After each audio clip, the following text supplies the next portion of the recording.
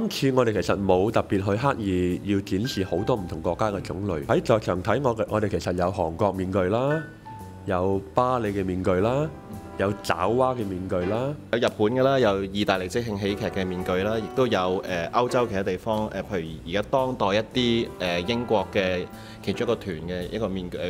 一個面具劇場嘅團嘅面具啦。Archetypal Mask 啦，有另外一個都係喺英國歐洲嗰邊面具。其實對於當代歐洲嘅形體劇場嘅發展呢，其實係有一啲好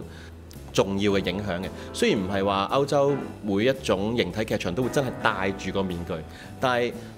運用面具嘅原理，以至到通過面具去訓練演員點樣用個身體呢，對於當代歐洲嘅形體劇場嘅發展係一個好重要嘅關係。咁中性面具係需要讓演員去剔除晒所有嘅陋習，所有嘅小動作，由有個性變成冇個性，變成一個純粹嘅動作。Archetypal Mask 我哋叫做圓形面具啦，其實就係一種好似神話嘅面具。其實戴上面具咧，你好容易就會創造一個好有趣嘅神話出嚟。咁原來我發覺咧，喺我哋嘅 training 裏邊咧，有啲朋友係完全做唔到默劇嘅。咁但係佢一戴起個面具咧，就變得好有力量、好活潑，甚至係好有氣味喺裏邊嘅。咁所以其實面具作為一種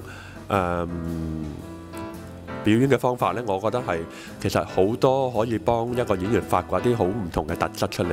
咁有啲演員係個進步得好快，佢甚至戴個面具就同個面具一模一樣，甚至佢嘅動作或者佢啲表達嘅方法呢，佢個表演呢，令到觀眾覺得原來係咁嘅。當觀眾通過一個面具去睇台上演緊嘅戲嘅時候呢，其實係一個媒介，幫助到佢哋嘅想像力呢，可以飛得更加遠。因為每一個面具，即係如果做得好嘅時候呢，即係佢設計得好啊，做得好嘅時候，佢嘅形象會好鮮明，佢嘅結構會好鮮明。咁觀眾其實當喺第一下眼睛接觸嘅時候呢，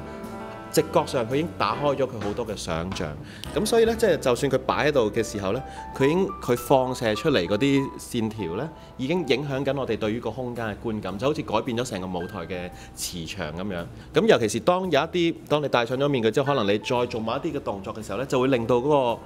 往外放射嗰個能量、嗰個線條、嗰個路線呢，就有更加清晰，同埋有一啲更加多變化嘅動力，以至到呢啲唔同嘅形狀、呢啲嘅結構呢，佢裏邊放射出嚟嘅能量嘅力量，即係佢個走向係點樣？即係其實好簡單，其實喺建築上面，我哋好容易明白呢個道理。譬如去到一個教堂，